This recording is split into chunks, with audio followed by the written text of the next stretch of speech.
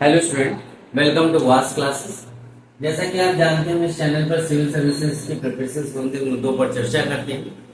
हमारी सीरीज चल रही है, हमने आर्टिकल 1 से स्टार्ट किया है और हर एक वीडियो में हम हर एक आर्टिकल का डिस्कशन कर रहे हैं। ठीक है, वन बाय वन हर एक वीडियो में इस वजह से कर रहे हैं जिसमें कि आपको सर्च करने में यूट्यूब पर भी प्रॉब्लम ना हो। यहाँ एक वीडियो में एक ही आर्टिकल है।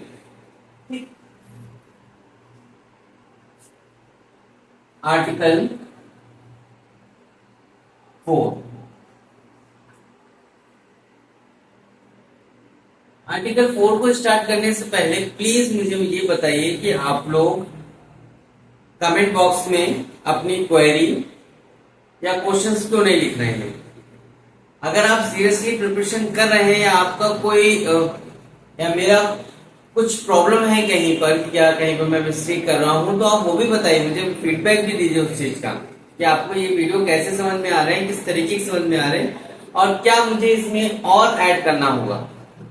ठीक है, तो मैं आपकी समझ के हिसाब से चीजों को और बदलना चाहूंगा, क्योंकि मेरा मेन मोटिव ये है कि आपको चीजें जितना इजी से इजी तरीके से समझा सकूं और आप उन चीजों को बहुत ही आसानी से याद रख सके। ठीक है, तो आर्टिकल 4 क्या कहता है हमारे इंडियन कॉन्स्टिट्यूशन का। अगर संसद विधि के द्वारा आर्टिकल 2 या 3 किसी भी तरीके का बदलाव करती है, मतलब कि किसी नए राज्य की स्थापना, नाम में परिवर्तन, क्षेत्र में परिवर्तन या सीमा में परिवर्तन करती है और उसके लिए उसको अनुच्छेद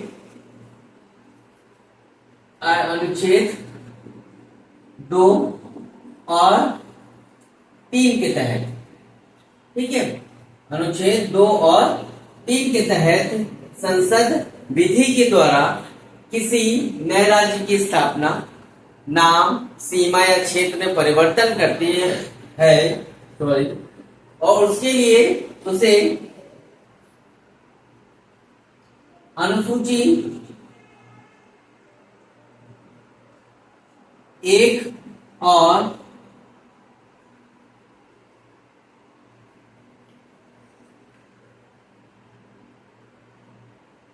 ठीक है, अनुसूची 1 और अनुसूची 4 में किसी तरीके का परिवर्तन करना पड़ता है, तो उस परिवर्तन को हम संविधान में संशोधन नहीं मानेंगे। जैसा कि आर्टिकल 368 के तहत हम संविधान में संशोधन करते हैं और विशेष बहुमत की आवश्यकता होती है या विशेष मत की आवश्यकता होती है, विशेष प्रक्रिया की आवश्यकता होती है, ऐसा इसमें नहीं होगा। ठीक है, अगर संसद विधि के द्वारा अनुच्छेद 2 और 3 के तहत किसी नए राज्य की स्थापना, नाम, क्षेत्र और सीमा में परिवर्तन करती है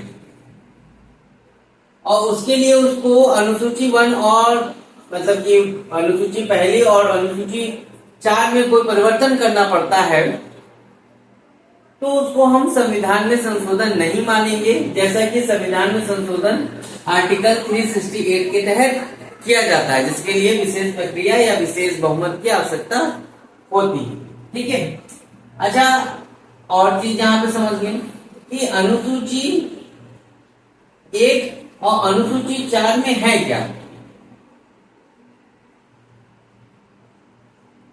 अनुसूची 1 जहां पर राज्यों के नाम, क्षेत्रों से संबंधित है, ठीक है,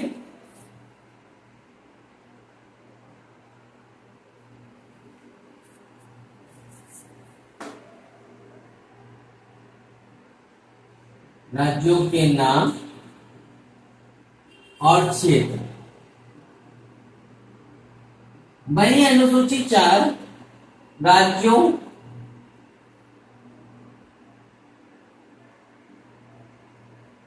और संघ राज्य क्षेत्रों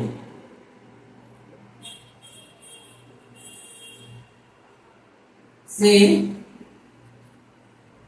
ठीक है, राज्यों और संघ राज्य क्षेत्रों से राज्यसभा में